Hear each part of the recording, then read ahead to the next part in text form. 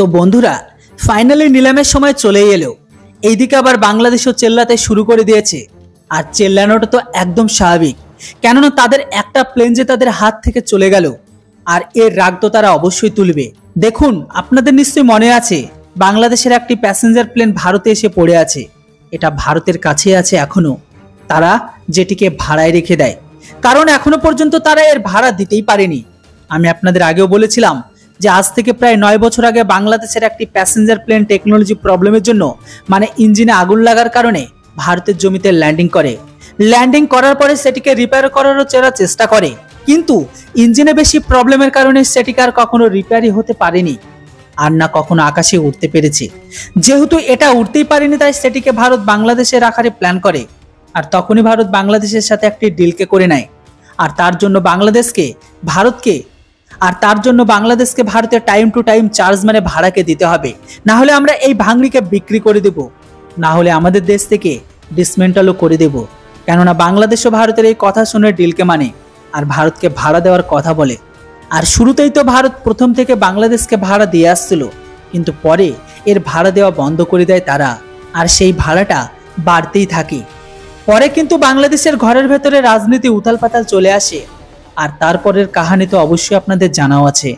যদিও এই প্লেনটি ভারতে রাখার প্রায় 9 বছর হয়ে গেল, এখনো পর্যন্ত তারা এর ভাড়া তো শোধ করেনি। এটি এখন প্রায় 5 কোটির উপরে পেরিয়ে গেছে।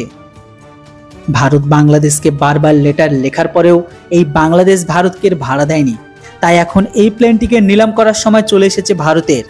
রিপোর্ট এটাই বলছে, প্রায় 9 বছর ধরে ভারতের কবজায় থাকা বাংলাদেশি প্যাসেঞ্জার প্লেন এখন নিলামে উঠবে। ভারত সরকার বাংলাদেশের কাছে টাকা চেয়ে ব্যর্থ হয়ে যায়।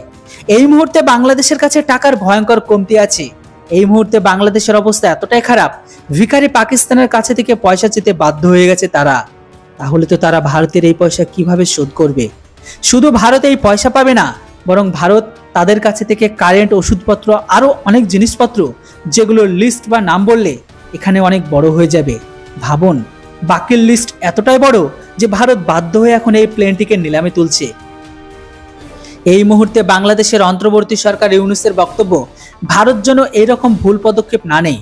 মানছি, যদিও আমরা এই প্লেনের পার্কিং চার্জকে দিতে পারিনি, কিন্তু আমরা দিয়ে দেব, ভরসা রাখুন। ভারত আমাদের এইরকম টাইপের আমানতকে যেন নিলাম না করে। এটা একদমই ভালো হবে না ভারতের জন্য। যদিও এখন এই মুহূর্তে বর্তমান ক্ষমতায় থাকা লিডার অহংকার এখন সেই লেভেলের, উল্টে তারা এটা পর্যন্ত বলে দিয়েছে ভারতকে আমাদের প্লেন নিলাম করার আগে 100 বার ভাবা উচিত।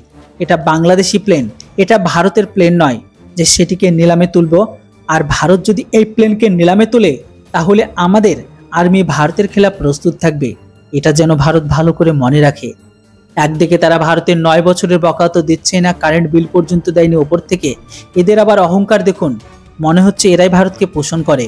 আপনারাই বলুন, আমরা 9 বছর অপেক্ষা করেছি, এই প্লেনটিকে মেনটেন রেখেছি, তারপরেও বাংলাদেশ ভাড়াকে দেয়নি।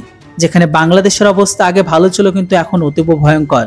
এবার আপনারাই বলুন, বাংলাদেশকে কি আর সময় দেওয়া উচিত কি উচিত নয়? এখন বাংলাদেশ ভারতের আর সমর্থনকারী নেই। নিজেদের মতামত কমেন্ট বক্সে অবশ্যই লিখে জানান। Thanks for watching. জয় হিন্দ, বন্দে মাতরম।